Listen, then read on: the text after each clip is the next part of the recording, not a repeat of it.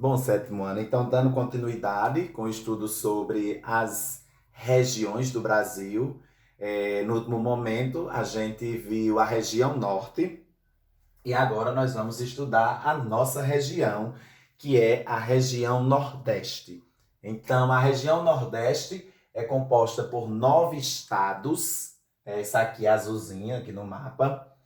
Essa região é a região que nós estamos localizados, nós pernambucanos. Então, a região Nordeste é formada pelo estado do Maranhão, capital São Luís, pelo estado do Piauí, capital Teresina, estado do Ceará, capital Fortaleza, Rio Grande do Norte, capital Natal, Paraíba, João Pessoa, Pernambuco, capital Recife, Alagoas, a capital é Maceió, Sergipe, a capital é Aracaju e Bahia, a capital é Salvador. Então, territorialmente, a gente já está vendo aí que o maior estado da região Nordeste é a Bahia e o menor é o estado de Sergipe. Podemos ver, né, que todos bem delimitados, mas ao mesmo tempo, né, bem próximos, né? Nós, por exemplo, os pernambucanos, estamos fazendo fronteiras, na verdade, com o Ceará, com o Piauí, com a Bahia, com Sergipe, Alagoas, Paraíba, não sei se eu falei. É bem interessante isso, né? Nós nordestinos, somos quase. É como se a gente estivesse no centro, na verdade, disso. Bom, então a nossa a região Nordeste tem um destaque muito importante também historicamente para o país, porque foi aqui na Bahia, no estado da Bahia, em Porto Seguro, que os europeus chegaram, né? O marco zero dos europeus aqui no Brasil. E aí a gente sabe, né, que com a entrada dos europeus aqui no Brasil houve uma série de mudanças, que a gente vai até estudar isso em história, né, nas grandes navegações. Então, os navios portugueses ancoraram lá em Porto Seguro, a atual cidade, a cidade antiga, né, do Brasil. Lá iniciou todo o processo de colonização em todo o território brasileiro. Então a importância, né? Sem falar que parte, né, da região Nordeste esteve nas capitanias hereditárias, que foi, né, uma forma de governo lá no início da colonização para proteger, né, as terras de outros países, né? Uma atitude do governo português daquela época. Bom, e aí a gente continuando, né, focando sobre a região Nordeste, é uma região também que tem seus contrastes. Lembrando também que a região Nordeste é a segunda região mais populosa do Brasil, perdão.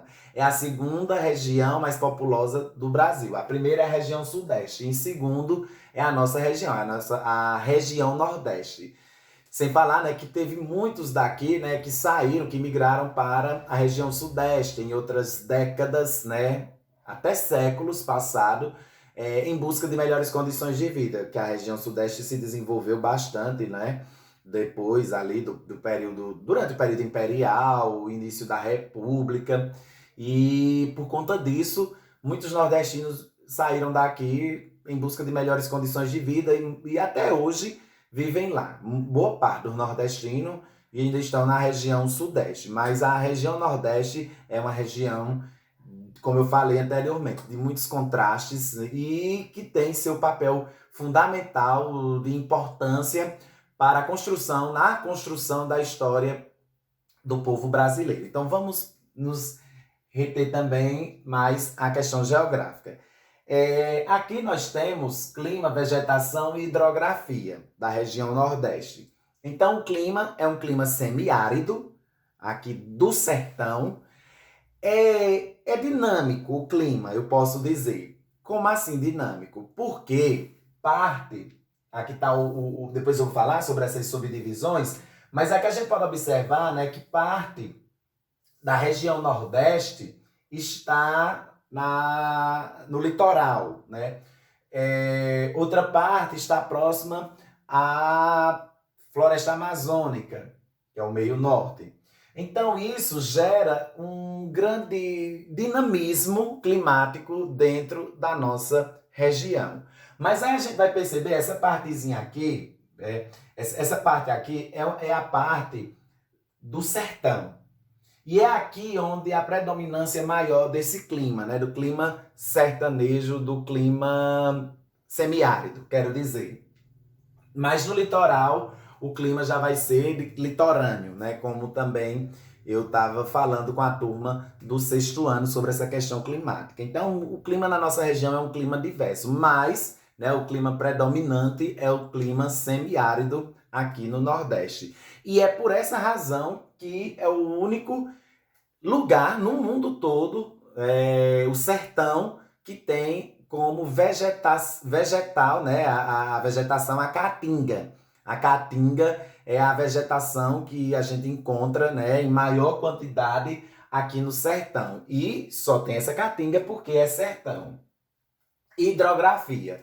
Nós temos uma das grandes bacias hidrográficas do país, aqui, né, que banha parte do sertão, que é o Rio São Francisco. O Rio São Francisco é um rio muito importante para nós, sertanejo. É um rio que não seca, né? Ele seca assim, alguns pontos, mas secar de tudo, nunca se ouviu falar na história que isso tivesse acontecido. O Rio São Francisco, ele não é temporário, né? Porque tem os rios que são temporários e aqueles rios, né, que não são temporários, que passa, né, muitos anos até sem chover, mas ele permanece com água no seu curso. E o Rio São Francisco tem essa característica porque a nascente dele é na região sudeste, que a região sudeste é a região chuvosa. Então, em Minas Gerais, nasce o Rio São Francisco, na Serra da Canastra, em São Roque, e aí ele vem descendo de Minas, né, parte de Minas, aí o estado da Bahia, ele faz todo o percurso do estado da Bahia, o Rio São Francisco, aí entra em Pernambuco, aí de Pernambuco, aqui ele desce, né, entre Alagoas e Sergipe, então ele faz um bom percurso, o Rio São Francisco, aqui, né, na região Nordeste. Então ele pega aí a Bahia, Pernambuco, Sergipe e Alagoas, então ele pega 4 estados, o Rio São Francisco, geograficamente falando, no seu curso, o Rio São Francisco. Então, ele não é um rio temporário, né? Ele como dizer, a nossa riqueza maior que nós temos. Aí, esse rio, também conhecido como Velho Chico, o Rio São Francisco, ele serve, né, na questão da pesca, da agricultura, ali dos ribeirinhos, dos que moram em torno do rio. E também o abastecimento de muitas cidades da região Nordeste, de água potável que ele garante. Diante disso, sim, outra coisa também, o Rio São Francisco precisa urgentemente de nossa atenção, precisa que a gente também cobre dos governantes por conta do que ele vem sofrendo. A degradação, a vegetação que vem sendo destruída no seu leito, no seu curso, a vegetação que protege o Rio São Francisco, que sustenta o São Francisco. Então, diante do que tem acontecido com o Rio São Francisco, tem causado em nós uma grande preocupação. Por quê? Porque na medida que ele está sendo agredido, pode acontecer realmente dele não encher mais, ou quando houver cheia, destruir as cheias, né? Muita água, acabar invadindo cidades por conta do descontrole que está havendo pela ação humana frente ao rio. Frente não só ao São Francisco, mas N situações do planeta, né, que está tendo esse descaso por parte humana. Mas aí, tratando-se do São Francisco, há esse problema, desde sua nascente até sua foz, né? A preocupação. Ele nasce, como eu falei, na Serra da Canastra, ele deságua no mar, né? Ele vai de encontro com o mar. E aí, durante todo esse percurso, tem as represas. Como aqui, por exemplo, no Nordeste, nós temos a de Paulo Afonso, que é a que nos abastece a questão elétrica. Tem Sobradinho, tem Itaparica, tem Xingó. São as represas que, por conta que é um rio que encontra grandes planaltos, né, no seu curso, planaltos, aí vem as depressões. Então, no seu leito, garantiu a construção dessas usinas, ao contrário da bacia amazônica, que embora seja grande, né, a maior do mundo, mas o desnível, né, que chama, a questão de para que sirva, né? No relevo, a construção de usina não é tão interessante como no caso do São Francisco. O São Francisco proporcionou a construção dessas represas e garante o fornecimento de energia não só da região Nordeste, mas é interligado no próprio país, né? No país inteiro. Então, eis a questão da importância. Então, há que se preocupar muito com a questão do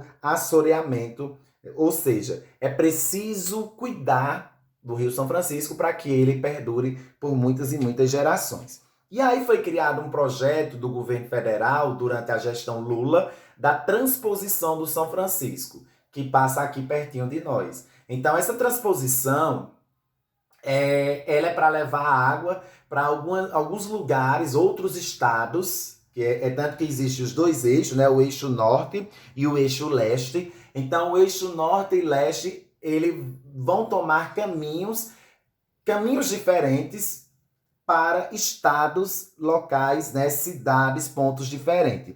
Então, quando vocês observar no livro, vão ver que o eixo norte parte de Petrolândia e o eixo norte vai partir de Cabrobó e o eixo leste vai partir de Petrolândia.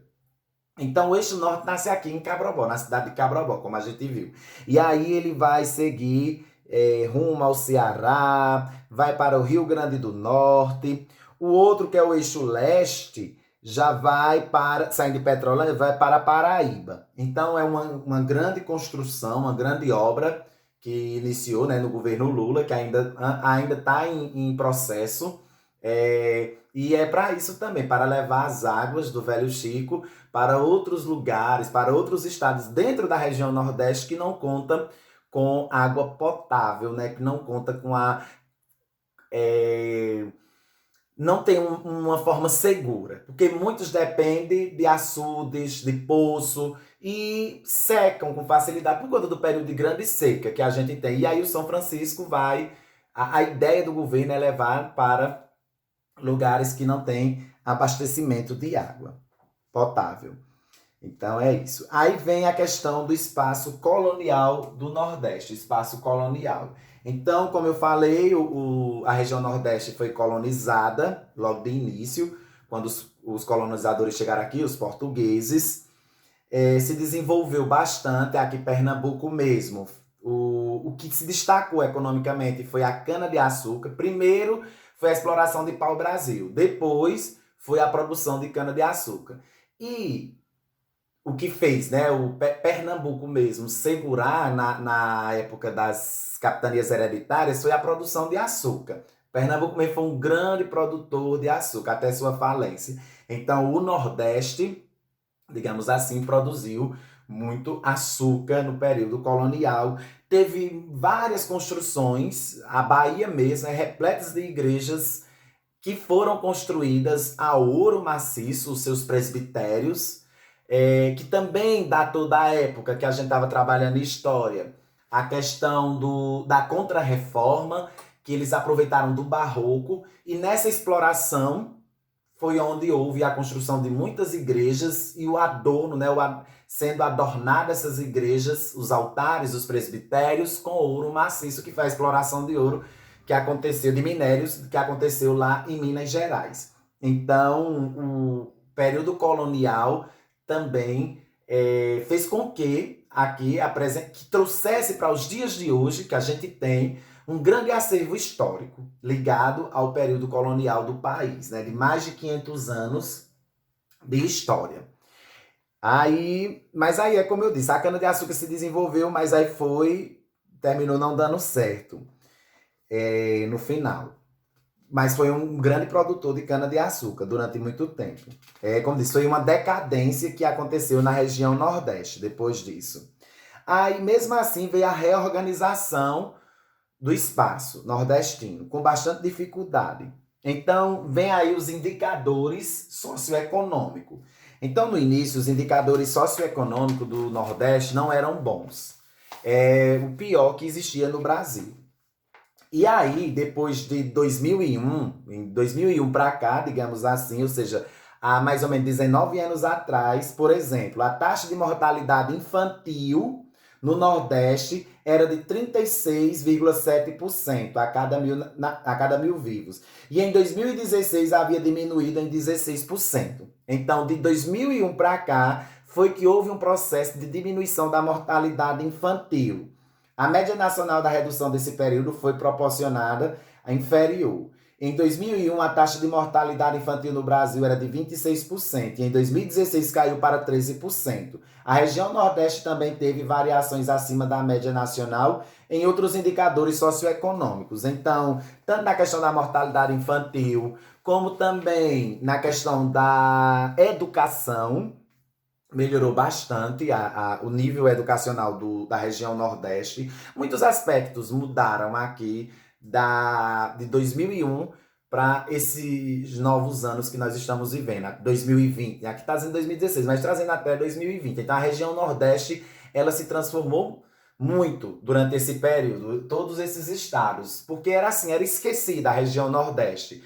Nós vivíamos mais o preconceito. O pessoal do Sul, da região Sudeste, eles tinham um grande preconceito sobre a região Nordeste. Sempre consideravam pessoas que não tinham conhecimento, pessoas que não sabiam falar, e tudo. E aí, pobres demais, quando a gente vê, por exemplo, Vidas Secas, de Graciliano Ramos, quando a gente vê várias obras da literatura que fala sobre, né, Vidas Secas, que fala muito sobre a situação do nordestino, causa espanto no povo que vive na região sudeste. Até parece que esse povo da região sudeste não eram daqui, muitos são naturais daqui mesmo. E aí, durante essas últimas décadas, o Nordeste ele mudou muito. Então, graças à construção desse projeto da transposição, como da ferrovia também, que a gente tem aqui, que está em processo também. Então, tudo isso mudou a questão econômica da região Nordeste, fez com que as pessoas passassem a estudar, né? Passou a ser cobrado mais da educação da região Nordeste. A taxa de mortalidade infantil diminuiu, no caso, cresce a taxa de natalidade, então as pessoas passam a viver bem. Como dizer, é uma progressão, né? Uma progressão positiva que houve. E aí as atividades econômicas da região. Na primária nós temos a agricultura, também temos a pecuária, também melhorou muito. E aí a gente já tem o próprio canal da transposição como um incentivo a essa melhoria na área das atividades econômicas em relação à agricultura, ou seja, modernizou. A indústria também passa a ter um grande destaque aqui, ou seja, grandes indústrias também vão ser instaladas na região Nordeste, empresas automobilísticas, petroquímicas, setor siderúrgico serão instalados aqui. Nós temos, por exemplo, Camaçari, aqui do ladinho da Bahia, do ladinho da Bahia, não, do ladinho da gente, no estado da Bahia, a cidade de Camaçari, grande produtora petroquímica. Comércio e serviço também. Como nós temos aqui capitais belíssimas, como Fortaleza, Natal, Recife, Maceió, Aracaju, Salvador, Maranhão, São Luís, bastante visitada. E aí, isso, consequentemente, traz boas economias. Turistas vêm de várias partes do mundo visitar as nossas capitais, né, na nossa região Nordeste, e com isso, né, há um bom faturamento. Então aí vem a questão do setor, né, de comércio e serviço. O comércio que há vendas, né, serviço que engaja as pessoas, né, no trabalho. Então, economicamente falando, a região Nordeste evoluiu bastante. Então, quer dizer que nós temos coisas boas para falar. De 20 anos para trás, a gente não tem muita coisa boa para falar, tirando da grande produção de açúcar, como eu falei no início. E também, esquecendo de cacau. A Bahia também foi grande produtor de cacau na época que estava havendo produção de café. Era café primeiro, aí vinha a borracha e o cacau. Pronto. Então, açúcar e cacau foi produzido, mas aí foi em séculos bem passados. Já digamos, do início do século XX, final já do século XIX, durante o século XX, as coisas não foram fáceis para a região Nordeste. Então, a gente viveu o século, né, de uma escuridão tremenda. E agora, no início do século XXI, toda essa melhoria aconteceu na nossa região. As pessoas passaram a viver melhor. Vem as manifestações culturais. Nossa, nós temos várias. E aí de destaque o carnaval, né? O carnaval baiano, o carnaval de Recife e Olinda, um dos melhores do mundo. São João de Caruaru e Campina Grande. Campina Grande fica no estado da Paraíba e Caruaru aqui no estado de Pernambuco. Temos o melhor São João do mundo. Então aí temos as nossas manifestações culturais, né? Bem como também lá em São Luís do Maranhão também tem as manifestações culturais. Então, juntando religiosa, né? A crença do povo baiano e tudo mais, né? Dá a nossa a identidade cultural do povo nordestino. Nós temos identidade. E a região Nordeste tem as sub-regiões, como está aqui nesse mapa, que a gente pode observar. Então, aqui nós temos a região, as sub-região, que a sub-região está organizada da seguinte forma: Zona da Mata, Agreste, Sertão e Meio Norte. Então, a Zona da Mata é a que está localizada no litoral, né, próximo ao Oceano Atlântico, aqui no caso. Então, essa parte litorânea, toda aqui, ela é Zona da Mata. E é chamada por conta da Mata Atlântica, essa mata que tinha em grande quantidade nessa região, e aí foi batizado com esse nome. Vocês também vão poder encontrar isso no material. Então, essa primeira parte é chamada de Zona da Mata por conta da Mata Atlântica. Depois vem o Agreste. O Agreste é intermediário. O Agreste fica entre a Zona da Mata e o Sertão. Então, Caruaru, por exemplo, é Agreste. Então, é uma região, digamos assim, intermediária. Depois vem o Sertão, que é aí onde a gente encontra a Caatinga e onde também nós estamos. Pernambuco, se a gente observando bem, que não dá para ver direito, mas mais próximo a gente percebe isso, que Pernambuco pega as três sub-regiões, a Zona da Mata, o Agreste e o Sertão. Depois do Sertão vem o Meio Norte, e o Meio Norte é por conta da floresta amazônica. Então, o estado do Piauí, ele pega uma parte do sertão e pega uma parte do meio norte, o estado do Piauí. E já Maranhão é totalmente no meio norte, assim chamado, né? Porque pega, que fica mais próximo ainda da Mata Atlântica, ou da floresta tropical, da floresta amazônica, isso que eu quero dizer. Pronto, então essas subdivisões que acontecem dentro da região Nordeste. As sub-região, Zona da Mata, Agreste, Sertão e Meio Norte. Depois eu vou mandar para vocês, né, imagens sobre essa divisão. Aliás, vocês até têm no material. No livro mesmo, na página 224, vocês vão encontrar essa divisãozinha bonitinha que eu estou falando. Inclusive, lá também vai estar a imagem do Rio São Francisco, onde ele corta os estados que eu falei para vocês, para a turma toda. Pronto, no vídeo. Então aí, né, tá essas subdivisões, e aí é importante, né, que se conheça sobre cada uma e a importância de cada uma, o dinamismo, né, que cada uma oferece. Então, nós vivemos uma região bem dinâmica, economicamente e culturalmente. E agora, o que eu peço a vocês é uma boa análise do material e qualquer dúvida é só tirar.